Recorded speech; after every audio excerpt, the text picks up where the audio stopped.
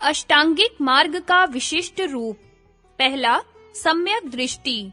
दृष्टि का अर्थ ज्ञान है। सत्कार्य के लिए ज्ञान की भित्ति आवश्यक होती है। आचार और विचार का परस्पर संबंध नितांत घनिष्ठ होता है। विचार की भित्ति पर आचार खड़ा होता है। इसलिए इस आचार मार्ग में सम्यक दृष्टि पहला अंग मानी गई है। जो व्यक्ति अकुशल को तथा अकुशल मूल को जानता है, कुशल को और कुशल मूल को जानता है, वही सम्यक दृष्टि से संपन्न माना जाता है। कायिक, वाचिक तथा मानसिक कर्म दो प्रकार के होते हैं, कुशल और अकुशल। इन दोनों को भली प्रकार जानना सम्यक दृष्टि कहलाती है। अकुशल का मूल है लोभ, दोष तथा मोह। इनसे विपरीत कुशल का मूल है अलोभ, अदोष तथा अमोह। इन कर्मों का सम्यक ज्ञान रखना आवश्यक है। साथ ही साथ आर्य सत्यों, दुख, दुख समुदाय, दुख निरोध तथा दुख निरोध मार्ग का भली भांति जानना भी सम्यक दृष्टि है। दूसरा, सम्यक संकल्प, सम्यक निश्चय। सम्यक ज्ञान होने पर ही सम्यक निश्चय होता है। निश्चय निष्कामता का, अद्रोह का और अहिंसा का होना चाहिए। कामना ही समग्र दुखों की उत्पादिका है। अतः प्रत्येक पुरुष को इन बातों का दृढ़ संकल्प करना चाहिए कि वह विषय की कामना न करेगा, प्राणियों से द्रोह न करेगा और किसी भी जीव की हिंसा न करेगा। तीसरा, सम्यक वचन, ठीक भाषण। असत्य, पिशुन वचन, कटु वचन तथा बकवाद, इन सब को छोड़ देना नितांत आवश्यक है। सत्य से बढ़कर अन्य कोई धर्म नहीं है। जिन वचनों से दूसरे के हृदय को चोट पहुँचे, जो वचन कटु हो, दूसरे की निंदा हो, व्यर्थ का बकवाद हो, उन्हें कभी नहीं कहना चाहिए। वैर की शांति कटु वचनों से नहीं होती, प्रत्युत अवैर से ही होती है। नहीं वैरेन वैरानी समन्तीत कुदाचनम अवैरेन च समन्ति एस धम्मो सनंतनो। व्यर्थ के पदों से युक्त सहस्त्रों काम भी निष्फल होते हैं। एक सार्थक पद ही श्रेष्ठ होता है, जिसे सुनकर शांति उत्पन्न होती है। शांति का उत्पन्न करना ही वाक्य प्रयोग का प्रधान लक्ष्य है। जिस पद से इस उद्देश्य की सिद्धि नहीं होती, उसका प्रयोग नितांत अयुक्त है। सहस सम्मपि चे वाचा अनथ पद संहिता एकम अथ पदम सेयो युम सत्वा उपसम्मति। चौथा, सम्यक कर्मांत। मनुष्य की सद्गति या दुर्गति का कारण उसका कर्म ही होता है। कर्म के ही कारण जीव इस लोक में सुख या दुख भोगता है तथा परलोक में भी स्वर्ग या नरक का गामी बनता है। हिंसा, चोरी, व्यभिचार आदि निंदनीय कर्मों का सर्वदा तथा सर्वथा परित्याग अपेक्षित है। इन्हीं की संज्ञा पंचशील है। पंचशील ये हैं: अहिंसा, सत्य, अस्तेय, ब्रह्मचर्य, सुरामेरई आदि का मादक पदार्थों का असेवन। इन कर्मों का अनुष्ठान सबके लिए विहित है। इनका संपादन तो करना चाहिए, परंतु इनका परित्याग करने वाला व्यक्ति धम्मपद के शब्दों में मूलम खनति अतन्नो अपनी ही जड़ खोदता है। यो पाणमति पातेति मुसावादैच भास्ति लोके अदिन्नम अदियति परदारंज गच्छति सुरामेरई पानम च यो नरो अनुयुञ्जति इधेव मेसो लोकस्मि मूलम खनति अतन्नो। आत्म विजय, अपने ऊपर विजय पाना ही मानव की अनंत शांति का चरम साधन है।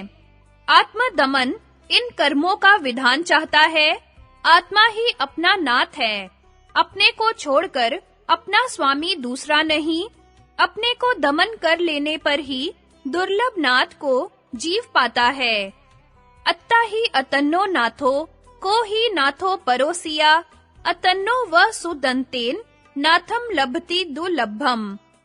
भिक्षुओं के लिए तो आत्मदमन के नियमों में बहुत कड़ाई है।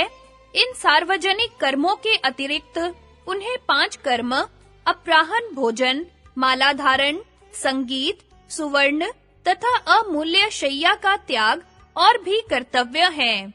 इन्हें ही 10 शील कहते हैं। भिक्षुओं के निवृत्ति प्रधान जीवन को आदर्श बनाने के लिए भगवान बुद्ध ने अन्य कर्मों को भी आवश्यक बतलाया है, जिनका उल्लेख विनय पिटक में किया गया है। 5वां, सम्यक आजीव। झूठी जीविका को छोड़कर सच्ची जीविका के द्वारा शरीर का पोषण करना। बिना जीविका के जीवन धारण करना असंभव है। मानव मात्र को शरीर रक्षण के लिए कोई ना कोई जीविका ग्रहण करनी ही पड़ती है, किंतु यह जीविका सच्ची होनी चाहिए, जिससे दूसरे प्राणियों को न तो किसी प्रकार का कलेश पहुंचे और न उनकी हिंसा का अवसर आए। समाज व्यक्तियों के समुदाय से बना है। यदि व्यक्ति पारस्परिक कल्याण की भावना से प्रेरित होकर अपनी जीविका अर्जन करने में लगे, तो समाज का वास्तविक मंगल होता है। उस समय के व्यापारों में बुद्ध ने निम्न 5 जीविकाओं को हिंसा प्रवण होने के कारण से अयोग्य ठहराया है। पहली सत्वणिज्जा, दूसरी सत्वणिज्जा, तीसरी मंसवणिज्जा, चौथी मज्जवणिज्जा, 5वीं विसवणिज्जा। लक्खण सुत्त 3 में बुद्ध ने निम्न जीविकाओं को ग्रहणीय बतलाया है। तराजू की ठगी, कंस की ठगी, मान की ठगी, रिश्वत, वंचना, कृतघ्नता, साची योग, छेदना, वध, बंधन, डाका, लूटपाट की जीविका। छठा, सम्यक व्यायाम।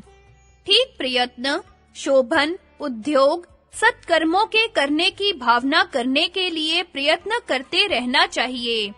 इंद्रियों पर संयम, बुरी भावनाओं को रोकने और अच्छी भावनाओं के उत्पादन करने का प्रयत्न, उत्पन्न हुई अच्छी भावनाओं को कायम रखने का प्रयत्न, ये सम्यक व्यायाम है। बिना प्रयत्न किए चंचल चित्त से शोभन भावनाएं दूर भागती हैं और बुरी भावनाएं घर जमाया करती हैं।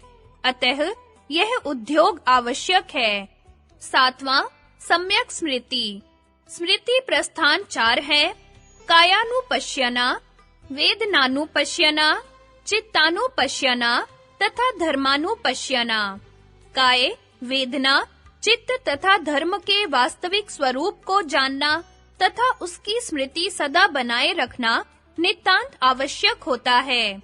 काय मल मूत्र, केश तथा नख आदि पदार्थों का समुच्चय मात्र है। शरीर को इन रूपों में देखने वाला पुरुष काय कायानुपश्यी कहलाता है। वेदना 3 प्रकार की होती है, सुख, दुख और न सुख न दुख। वेदना के इस स्वरूप को जानने वाला व्यक्ति वेदना में वेदनानुपश्यी कहलाता है। चित्त की नाना अवस्थाएं होती हैं। कभी वह सराग होता है, कभी विराग, कभी सद्वेष और कभी वीत द्वेष, कभी समोह तथा कभी वीत मोह।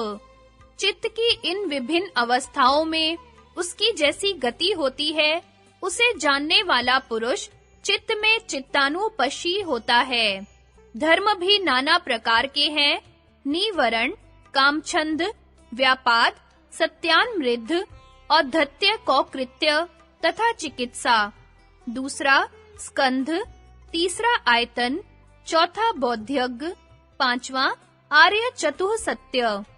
इनके स्वरूप को ठीक-ठीक जानकर उनको उसी रूप में जानने वाला पुरुष धर्म में धर्मानुपश्यी कहलाता है।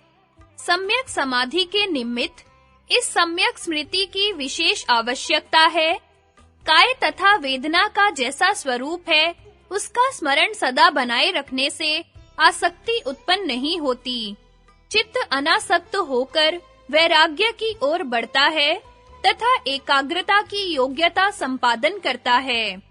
8वां, सम्यक समाधि। योग दर्शन, विवेक ख्यातिर विप्लवा, हानोपाय तथा उपनिषद रीते ज्ञानन्न मुक्तिः के सदृश बौद्ध धर्म में ज्ञान को निर्वाण कैवल्य मुक्ति का मुख्य साधन माना है। ज्ञान की उत्पत्ति तब तक नहीं हो सकती जब तक उसे धारण करने की योग्यता शरीर में पैदा नहीं होती। ज्ञान के उदय के लिए शरीर की शुद्धि नितांत आवश्यक है। इसलिए अष्टांग योग के अनुसार ही बुद्ध भगवान ने शील और समाधि के द्वारा क्रमशः काय शुद्धि और चित्त शुद्धि पर विशेष जोर दिया है। बुद्ध धर्म के 3 महनीय तत्व हैं, शील, समाधि और प्रज्ञा। अष्टांगिक मार्ग के प्रतीक ये तीनों ही हैं। शील से तात्पर्य सात्विक कार्यों से है। बुद्ध के दोनों प्रकार के शिष्य थे, गृह त्यागी, प्रवर्जित भिक्षु तथा गृह सेवी, गृहस्थ। कतिपय कर्म इन दोनों प्रकार के बुद्धानुयायियों के लिए संभोवन मान्य है, जैसे अहिंसा, सत्य, अस्तेय, ब्रह्मचर्य तथा मध्य का निषेध, ये पंचशील कहलाते हैं और इनका अनुष्ठान प्रत्येक बोध के लिए विहित है। भिक्षुओं के लिए अन्य 5 शील की भी व्यवस्था है, जैसे अपराह्न भोजन, माला धारण, संगीत, सुवर्ण रजत तथा महार्घ शय्या। इन 5 वस्तुओं का परित्याग। पूर्व शीलों से मिलकर इन्हें 10 शील कहते हैं। गृहस्थ के लिए अपने पिता, माता, आचार्य, पत्नी, मित्र, सेवक तथा श्रमण ब्राह्मणों का सत्कार प्रतिदिन करना चाहिए। बुरे कर्मों के अनुष्ठान से संपत्ति का नाश अवश्यम भावी है। नशा का सेवन, चौरस्ते की सैर, समाज का सेवन, जुआ खेलना, दुष्ट मित्रों की संगति तथा आलस्य में फंसना, ये 6 संपत्ति के नाश के कारण है। शील तथा समाधि का फल है प्रज्ञा का उदय। भव चक्र के मूल में अविद्या विद्यमान है। जब तक प्रज्ञा का उदय नहीं होता, तब तक अविद्या का नाश नहीं हो सकता। साधक का प्रधान लक्ष्य इसी प्रज्ञा की उपलब्धि में होता है। प्रज्ञा 3 प्रकार की होती है। पहली, श्रुतमयी, आप्त प्रमाणों से उत्पन्न निश्चय। दूसरा, चिंतामयी, युक्ति से उत्पन्न निश्चय। तथा तीसरा, भावनामयी, समाधि जन्य निश्चय। श्रुत चिंता, प्रज्ञा से संपन्न शीलवान पुरुष भावना का अधिकारी होता है। प्रज्ञावान व्यक्ति नाना प्रकार की रिद्धियां ही नहीं पाता, प्रत्युत प्राणियों के पूर्व जन्म का ज्ञान, पर चित्त ज्ञान, दिव्य श्रोत्र, दिव्य चक्षु तथा दुख क्षय ज्ञान से संपन्न हो जाता है। उसका चित्त कामास्त्रव, भवास्त्रव तथा अविद्यास्त्रव से सदा के लिए विमुक्त हो जाता है। साधक निर्वाण प्राप्त कर अरहत की महनीय उच्च पदवी को पा लेता है। धम्मपद ने बुद्ध शासन के रहस्य को 3 शब्दों में समझाया है। पहला, सब पापों को न करना। दूसरा, पुण्य का संचय। तथा तीसरा, अपने चित्त की परिशुद्धि। सब पापस अकरणम, कुशलस उपसंपदा, सचित्त परियोदपन, एतम बुद्धान शासनम।